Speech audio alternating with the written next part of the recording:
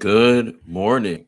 I'm Jordan, the counselor, LMFT, LPC supervisor for both, and I have a doctorate in family therapy. And this is my series watching uh, through a demonstration of an experiential therapist working with a woman who's afraid of the therapy, mostly because the therapist has been really abrasive. And this is where he's flipping everything on his head.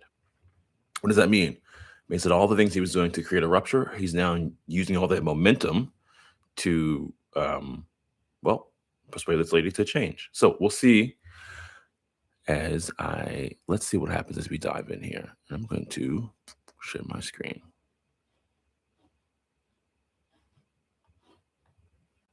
Okay. Ooh, that frustrates me.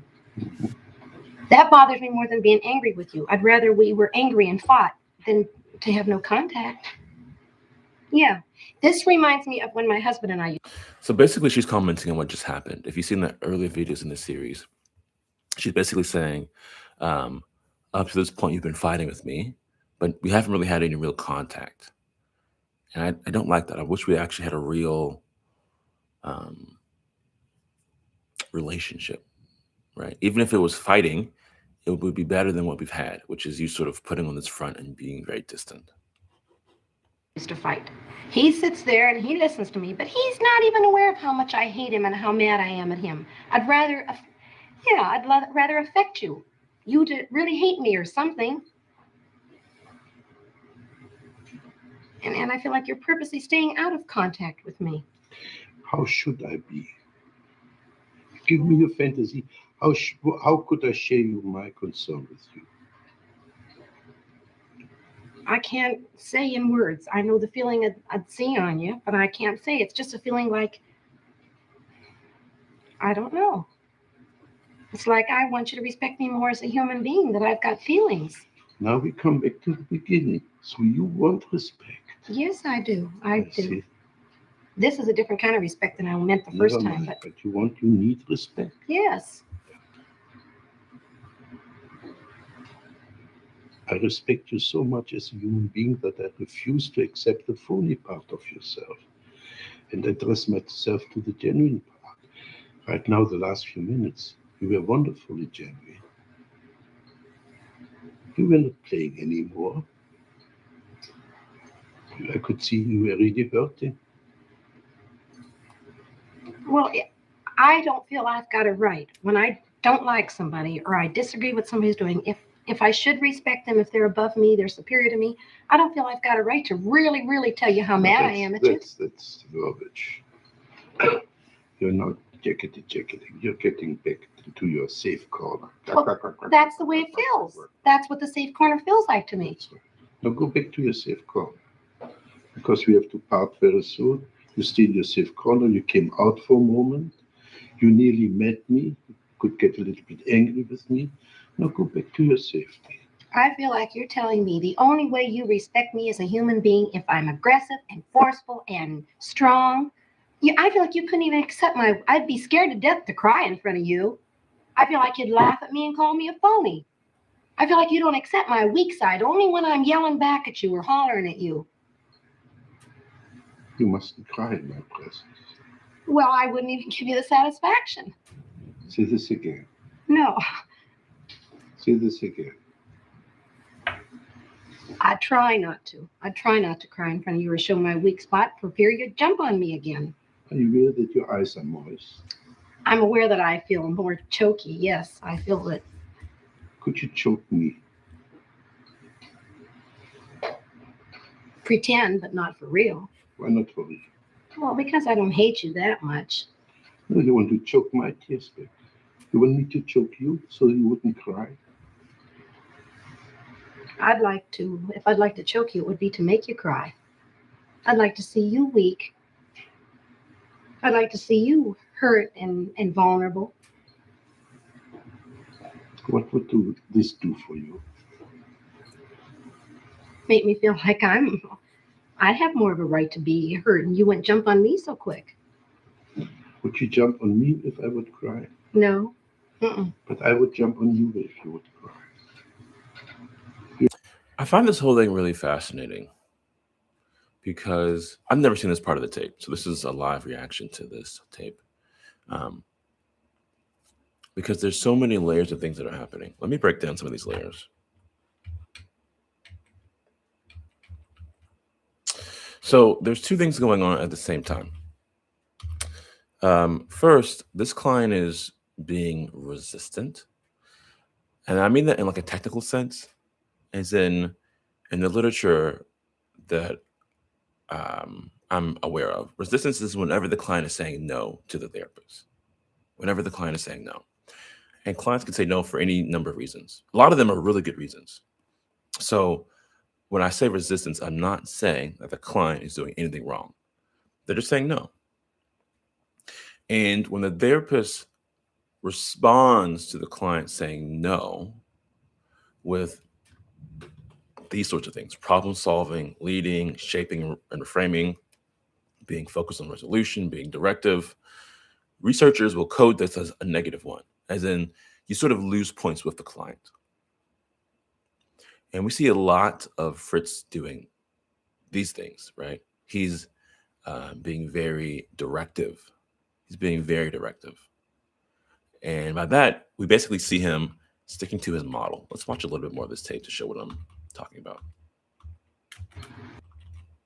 You want me to choke you so you wouldn't cry? I'd like to, if I'd like. See, he's being directive as in sticking to his model, right? And his model is sort of like to enact externally these sort of internal fantasies. That's a big part of his model. Pretend, but not for real. Why not for real? Well, because I don't hate you that much. No, you want to choke my tears back.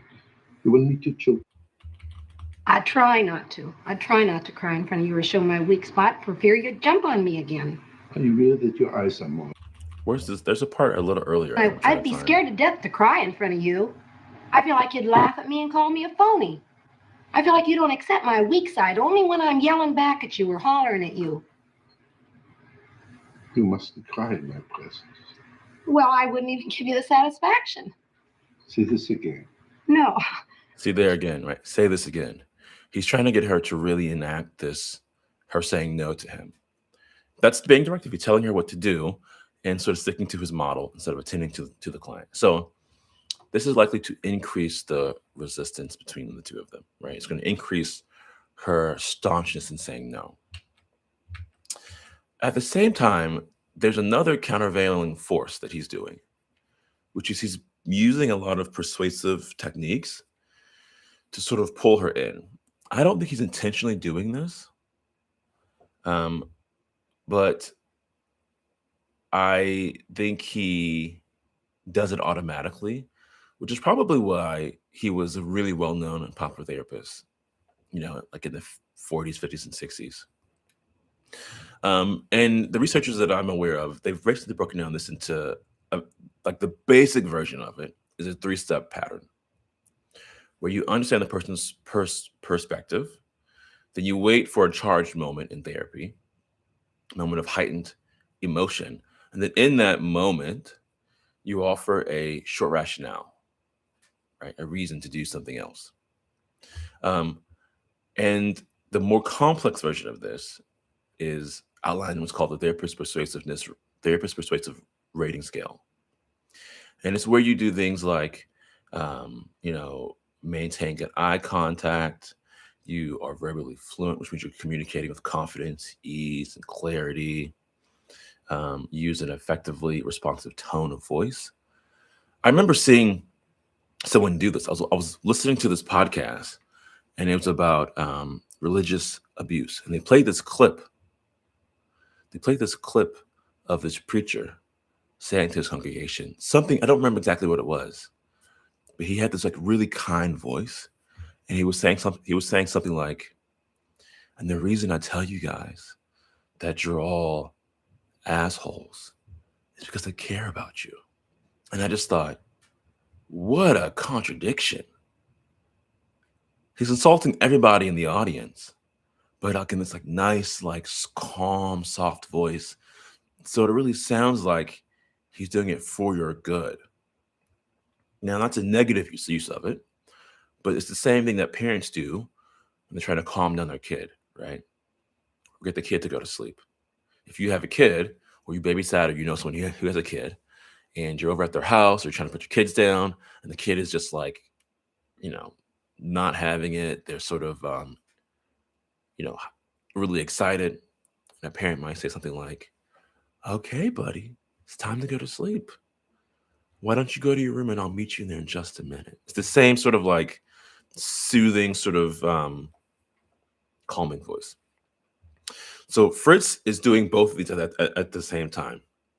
He's doing all of the things that the researchers would code as increasing the client's likelihood of saying no, while also doing things that researchers have shown increase the therapist's persuasiveness and charisma, which draws the client in more. And I think you say that with Gloria here. I mean, when I think the reason that you know this is because on the therapist's persuasiveness rating scale, you don't just rate what the therapist does, you also rate what the client does, right? Look at item 11. The client looks engaged with what the therapist is communicating, or the client is considering reflecting what the therapist is communicating instead of dismissing or complying. And if you look at Gloria, she is very engaged in what Fritz is saying.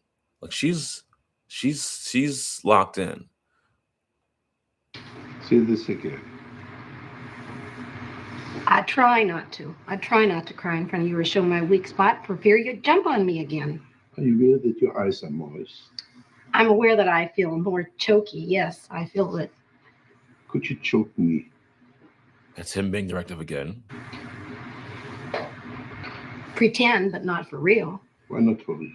Well, because I don't hate you that much. But she's super You want to engaged, choke my tears? answering all of his You questions. want me to choke you so you wouldn't cry? I'd like was a model. to. If I'd like to choke you, it would be to make you cry. I'd like to see you weak. I'd like to see you hurt and vulnerable.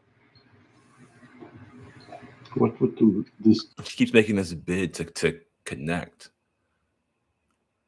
And, it's hard to say for sure, like exactly with 100% certainty, but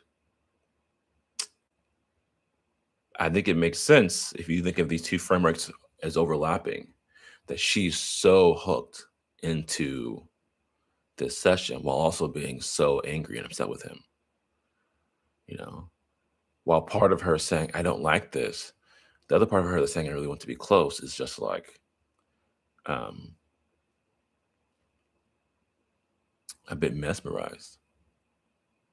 Let's watch a little bit more and then we'll be done for today. Do for you?